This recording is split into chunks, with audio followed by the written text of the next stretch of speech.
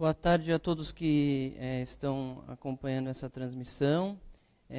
Hoje nós estamos aqui para falar um pouquinho sobre as causas, as etiologias das deficiências intelectuais.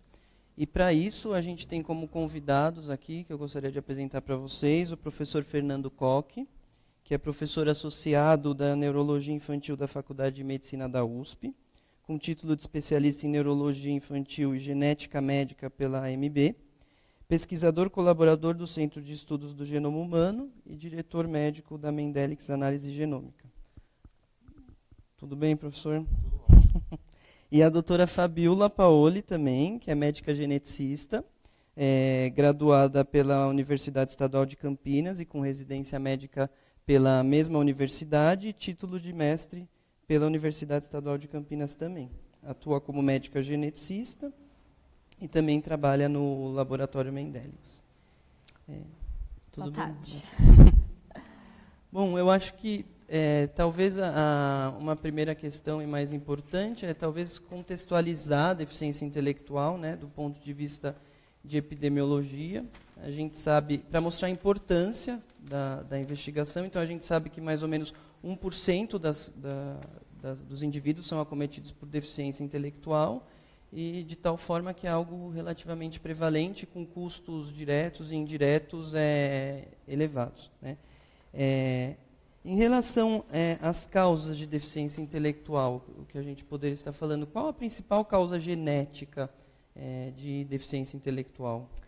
A principal causa genética de deficiência intelectual é a trissomia do 21, a síndrome de Down, que tem uma prevalência aí que varia de 1 para 600 a 1 para 800 nascidos vivos. Tá? E ela é realmente, de longe, a mais frequente causa genética de DI. E nesse sentido, a gente poderia falar, né, a questão da síndrome de Down como causa genética, mas, no entanto, não é a principal causa herdada, né? Existe uma outra causa genética de deficiência intelectual herdada que acho que vale a pena. A principal causa de deficiência intelectual herdada é o que se chama síndrome do X frágil, que ela afeta de uma forma mais intensa os meninos, mas pode levar também a alterações de dificuldade de aprendizado e problemas cognitivos nas meninas, e ela é considerada a principal causa genética transmissível de deficiência intelectual. E em que sentido vocês veem a importância de se identificar uma etiologia, né, uma causa, quando é possível na prática clínica? Ainda que muitas vezes, né, principalmente quando nós estamos falando de uma deficiência intelectual aí de origem, de causa puramente genética, não exista um tratamento específico, né, para aquela alteração que está causando, que está levando à deficiência. Tem uma série de benefícios em se chegar a um diagnóstico etiológico. Então, muitas vezes essa deficiência intelectual ela pode estar dentro de um contexto maior, né, de uma síndrome, que pode estar associada a outras manifestações também, e manifestações que até eventualmente possam aparecer mais para frente e que precisam ser monitoradas e antecipadas eventualmente. Além disso, para a família, o fato de ter uma resposta, mesmo não implicando necessariamente em ter um tratamento específico, já traz muito conforto, facilita no próprio processo de aceitação da deficiência intelectual, permite a realização do aconselhamento genético reprodutivo, que a gente fala, também possibilita aí o diagnóstico pré-natal, pré-implantacional, a investigação de outros familiares que possam estar em risco de terem filhos também com deficiência intelectual. Eu acho que até certo ponto também facilita o acesso desse indivíduo a certos serviços de saúde especializados, a realização das terapias que ele vai necessitar. Então, assim, traz realmente uma série de benefícios. E tem a questão também, muitas vezes, prática, né, que às vezes eu noto, até o sentimento, às vezes, que a mãe carrega, ou a família, de culpa, porque acha que aquela deficiência intelectual é causada por algum outro motivo, alguma coisa que ela não fez na gestação, ou questão de não ter aceitado a criança, e a gente consegue, elucidando a etiologia, de uma certa forma, aliviar, né, professor? Eu acho que, de modo geral, a gente vive muito mal sem ter uma explicação, sem entender o que está se passando. E um dos desafios grandes quando se tem uma criança com deficiência intelectual é identificar a causa dessa deficiência. a gente vai ver que a genética tem uma contribuição importante na origem da deficiência intelectual, mas existem causas que são mais controláveis e que são chamadas ambientais. Então, a investigação da deficiência intelectual, passa por um interrogatório inicial, onde se vai buscar fatores que possam ter contribuído para essa deficiência, por exemplo, uma prematuridade extrema. Dos fatores ambientais, talvez o mais importante é consumo de bebida alcoólica durante a gestação. Isso é uma coisa que é perfeitamente evitável. Infecções durante a gestação, a gente viveu no Brasil recentemente a epidemia do Zika, que tem consequências bastante graves sobre o desenvolvimento da criança. Fatores ainda relacionados ao parto, como anóxia, ou ainda coisas que infelizmente a gente continua vendo, como uma icterícia ou hipoglicemia, que são fatores plenamente controláveis e que têm ainda a sua taxa de contribuição na deficiência. Mas na maioria das vezes, a identificação de uma causa de deficiência vai demandar uma investigação. E isso vai ser assunto depois, mas também existe uma preocupação em reconhecer o quanto antes formas tratáveis de deficiência intelectual. É uma coisa que eu acho interessante que você mencionou, e para frisar, né, a importância, né, da investigação, da anamnese, da história clínica, de identificar fatores de risco, isso que muitas vezes chega a ser mais importante que certos exames complementares. Não tem dúvida. Então, a supremacia aí da avaliação clínica do médico geneticista, do neurologista e de toda a equipe que trabalha com esses pacientes.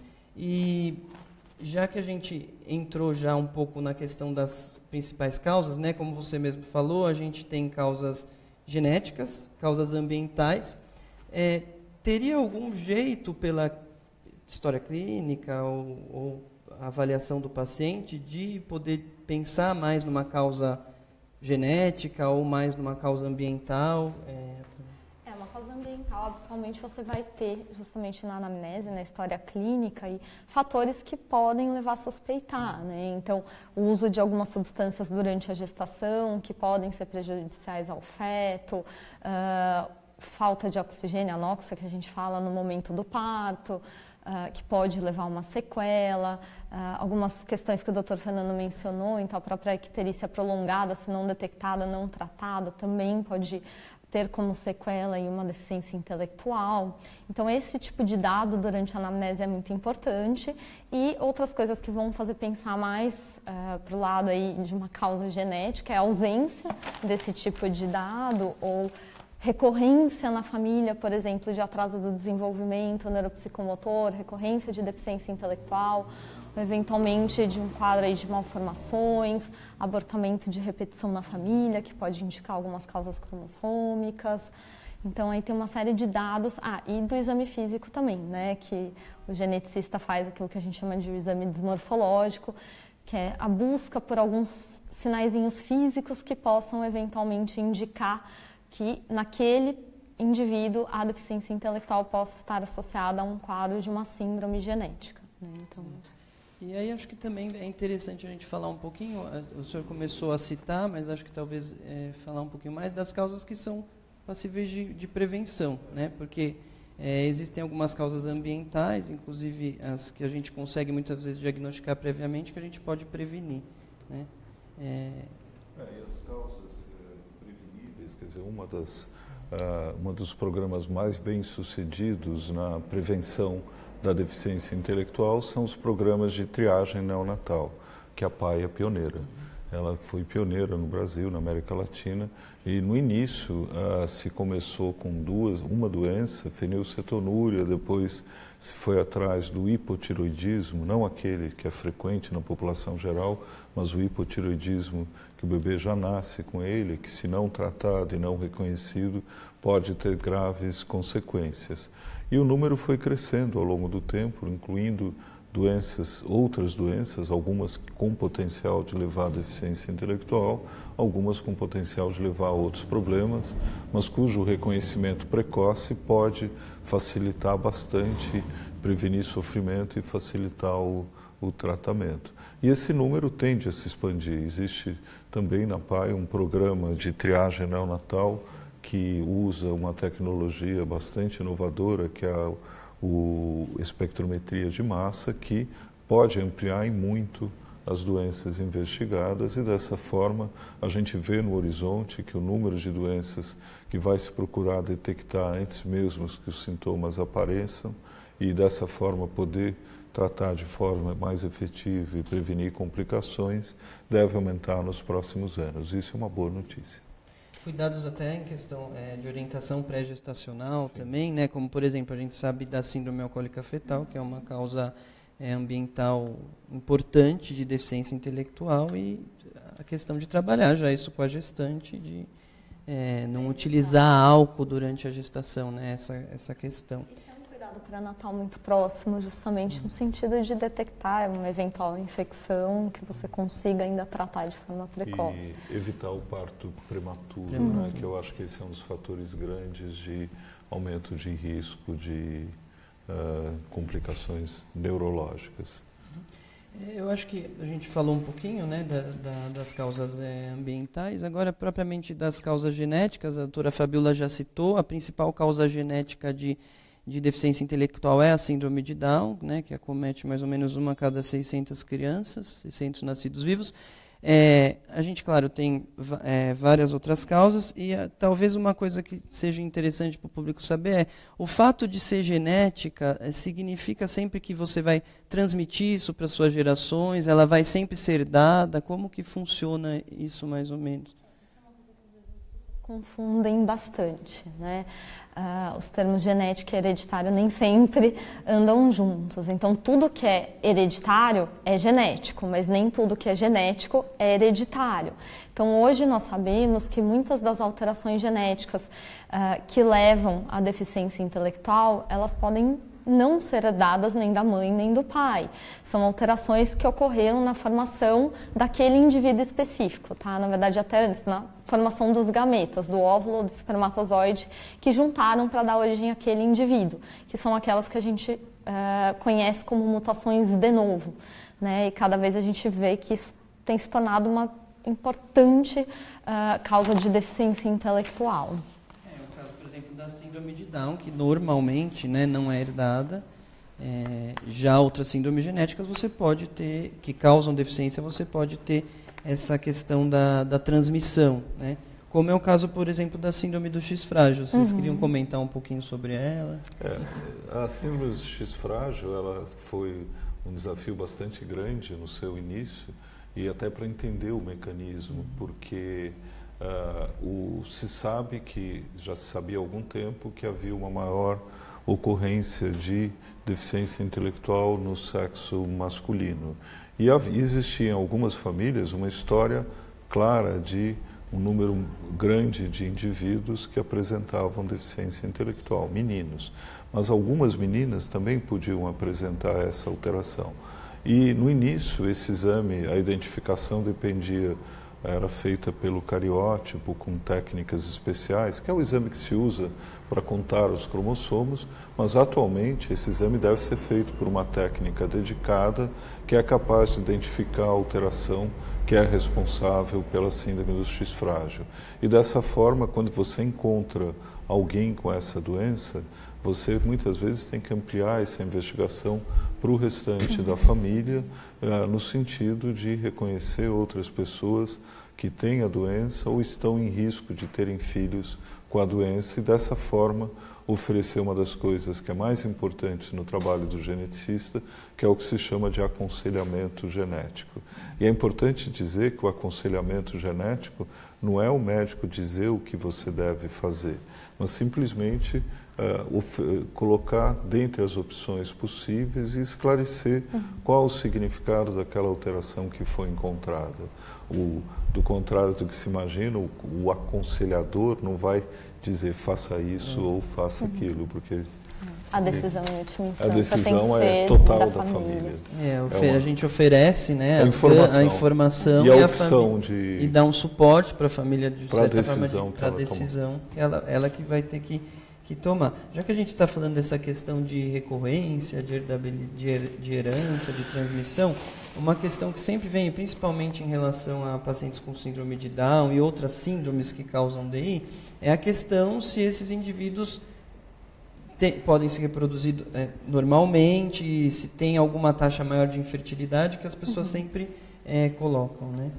Existem algumas condições genéticas que podem estar associadas aí à infertilidade, mas muitas delas, na verdade, não vão levar, em princípio, aí uma diminuição da capacidade reprodutiva, né, por conta de infertilidade. Então, isso torna mais importante ainda a questão do aconselhamento genético. Ou seja, na maioria dos casos, a fertilidade não é comprometida nesses indivíduos. Então, isso evidencia a importância mesmo. Talvez em decorrência das dificuldades que eles encontram na adaptação, a expectativa deles terem filhos e constituírem família, dependendo da situação, pode não acontecer. Em algumas dessas doenças, quando você tem uma doença genética que o pai não tem, a mãe não tem, e aquela criança especificamente apresenta, ela tem um risco muito grande de ser transmitido para a sua prole. Então, é uma situação complexa, porque eles têm alguma autonomia dentro do que é possível, mas eles muitas vezes exigem apoio e supervisão para tudo que eles fazem. E existe alguma possibilidade em relação a um diagnóstico prévio da deficiência intelectual antes do nascimento? Isso é uma questão que às vezes as pessoas colocam, não só a deficiência intelectual, mas outros transtornos de neurodesenvolvimento, algum exame que possa ser feito para prevenir que vai ter um filho. Não existe um exame que detecte toda e qualquer alteração genética que um casal possa ter e que eventualmente possa levar a ter um filho com algum quadro aí, incluindo a deficiência intelectual, né? Então, não existe risco zero, digamos assim, né? O que a gente tem é quando você já tem um histórico familiar e você consegue detectar uma alteração específica na família, e sim você consegue orientar esse casal em relação a riscos e eventualmente até partir para um diagnóstico realmente pré-implantacional, alguma coisa nesse sentido, né? E, como a gente já falou, as causas preveníveis também, né? Orientar o máximo possível para evitar aquelas coisas que são passíveis, né, de serem evitadas. Em algumas situações específicas, a gente tem a possibilidade para aquelas alterações que são mais frequentes, então as aneuploidias, as alterações cromossômicas numéricas. Existem hoje exames de triagem, na verdade. O próprio ultrassom durante a gestação, ele é um exame de triagem. Já pode dar indícios, né, de que a criança possa ter. Agora, uma coisa que é importante é que o diagnóstico de deficiência intelectual não é feito ao nascimento. Mesmo quando você tem um diagnóstico de uma criança com síndrome de Down e que você sabe que isso terá consequência no seu desenvolvimento, mas a gente costuma utilizar um termo na medida que a criança vai se desenvolvendo e você observa que os marcos motores e particularmente os marcos relacionados à linguagem não vão se dando na mesma velocidade. Então é bastante frequente nas crianças menores se utilizar o termo atraso no desenvolvimento ou atraso global no desenvolvimento, e mais para frente aquilo recebe, na medida que você consegue ter uma avaliação mais formal e um entendimento mais formal do que está falando, é que se passa a usar o termo deficiência intelectual. Você pode fazer o diagnóstico de uma condição que você sabe que terá como consequência a deficiência intelectual, mas você não tem como mensurar isso ao nascimento, até uma certa idade, nos primeiros anos de vida. Outra dúvida que normalmente as pessoas têm é a questão da idade materna e da idade paterna, se seriam fatores de risco, né, para a deficiência intelectual, para um casal ter um filho com deficiência intelectual. Então essa é uma questão que sempre se coloca.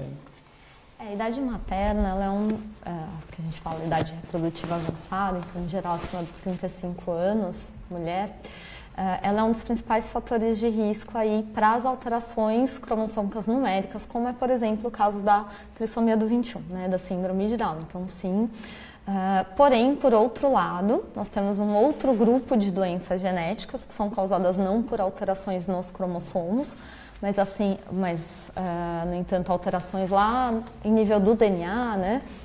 Dentro de um gene específico, que, como eu falei, muitas vezes são causadas por essas alterações que nós chamamos de novo, então que não são herdadas. E aí, este tipo de alteração tem um risco maior de ocorrer quando você tem a idade do pai, na verdade, avançada. Que então, normalmente não se comenta. Que normalmente não se comenta normalmente muito. Normalmente a mãe, mas a gente sabe que existe esse risco também. Mas ele se distribui por um número muito grande de doenças, né? Então não tem uma visibilidade que tenha a síndrome de Down, onde é muito conhecido que isso mas talvez a prevalência combinada de todas as possíveis mutações em genes de origem paterna tenha um impacto ainda maior. Né? Mas isso não quer dizer que as pessoas têm que se sentir culpadas por terem alguma dessas doenças. Eu queria agradecer a presença de vocês. Se vocês querem colocar mais alguma coisa que vocês acham interessante para as pessoas que estão nos assistindo. Então, acho que aqui no Brasil, infelizmente, a gente tem uma situação que as pessoas têm pouco acesso ainda à avaliação, à investigação necessária em um contexto de indivíduo com deficiência intelectual, né? E mesmo aqueles que conseguem ter o acesso e são investigados, às vezes têm dificuldade de conseguir todas as terapias necessárias para o seu acompanhamento. Então, eu acho que essas são questões importantes de serem abordadas, de serem discutidas, né? A gente até já tem algumas portarias no papel, digamos assim, da investigação, da avaliação genética dentro do contexto do Sistema Único de Saúde, mas na prática a gente vê que muitas vezes isso não acontece. É mais papel, né, do que prática, né? O comentário que eu queria fazer, Eduardo, é no sentido de que todo esforço deve ser feito no sentido de prevenção de problemas. Sim. A gente comentou e é muito menos custoso. É muito menos custoso e tem coisas que não são o risco do álcool na gestação é um risco que não é mensurado adequadamente. O risco de se fazer um pré-natal sem um acompanhamento adequado, no qual você possa detectar hipertensão, diabetes e uma série de outras alterações na mãe, são importantes. Prevenção de prematuridade e, após o bebê nascer, faça o teste do pezinho e, na medida do possível, se você tiver a possibilidade de fazer um mais completo, eu acho que é algo interessante. Embora você vai dizer, mas eu nunca ouvi falar nessas doenças, sempre que se fala em doenças genéticas, se fala em doenças raras. E agora o termo doenças raras está sendo quase usado como sinônimo de doenças genéticas, que tem, tirando algumas exceções, como X frágil e síndrome de Down, todas as outras doenças são raras.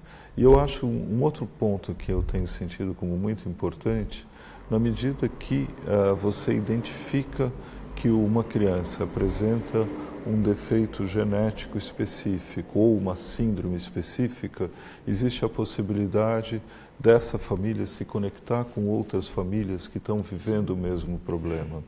Então, essas associações de familiares acabam tendo um papel muito importante no sentido de aumentar o reconhecimento da doença, no sentido de aumentar formar uma pressão para conseguir mais verbas para pesquisa e mais verbas para atenção dessas... Realmente, a grande questão das doenças raras, e aí se inclui algumas que causam deficiência intelectual, é a falta de reconhecimento mesmo, né? Falta de conscientização sobre a existência delas. Muito bom. Tem algumas perguntas que me colocaram aqui do Facebook. E a primeira delas é se os medicamentos ansiolíticos podem causar alguma malformação fetal. Depende do tipo de medicamento, né? O ideal é, na gestação, sempre tentar evitar ao máximo tomar medicações que não sejam recomendadas pelo seu médico aí, ginecologista que está acompanhando o seu pré-natal. Mas precisa saber que tipo de... Pois esse aí que está a questão, porque a gente tem inúmeros ansiolíticos. Os mais frequentemente usados são os seguros.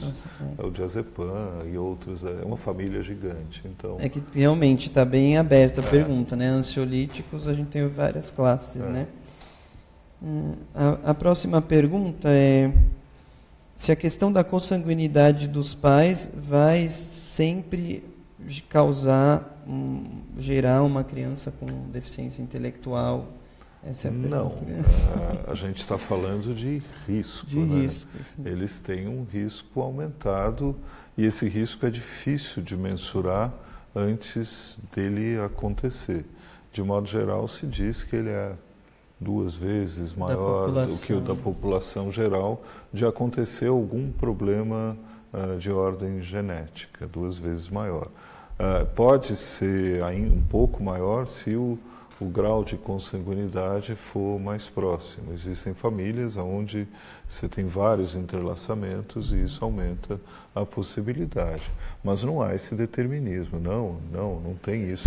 Olha, fatalmente vocês são primos, então vocês terão um filho. Não vai. Isso não acontece. É um risco e isso tem que ser discutido previamente numa consulta de aconselhamento com o geneticista. Outra pergunta da Débora, acho que acabou já respondendo de uma certa forma, mas podemos tem a disponibilidade de ter um aconselhamento genético, né? Nesses casos? Se sim, existe um custo, é disponível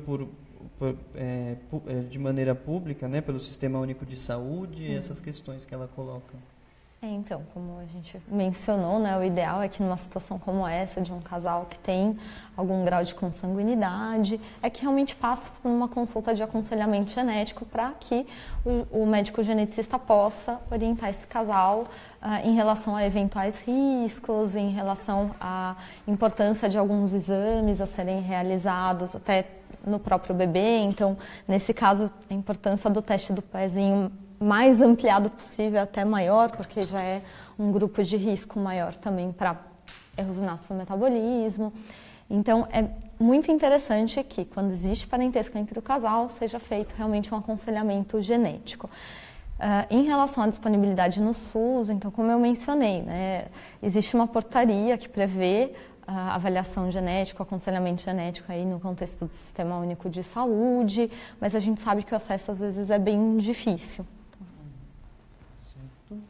E agora é uma pergunta um pouco, tem de uma certa forma a ver com deficiência intelectual, mas um pouco mais diferente, assim. Querendo saber sobre a síndrome de Edwards. O que é? Quais são os sintomas? Tá. Síndrome de Edwards é uma condição causada pela trissomia do cromossomo 18, então a presença de um cromossomo 18 extranumerário. Ela, em geral, se associa a um quadro de retardo do desenvolvimento ainda intrauterino, então esses bebês usualmente são muito pequenos ainda na fase pré-natal e ela cursa com muitas vezes malformações aí maiores graves e um alto risco aí desse bebê eventualmente evoluir para óbito. Inclusive, muitas vezes são abortados, né? Crianças que não chegam a nascer por causa da síndrome. Bom, queria agradecer a presença de vocês, muito obrigado, foi muito esclarecedor, doutor Fernando, doutora Fabiola, e agradecer vocês também que acompanharam a gente aqui pelo Facebook.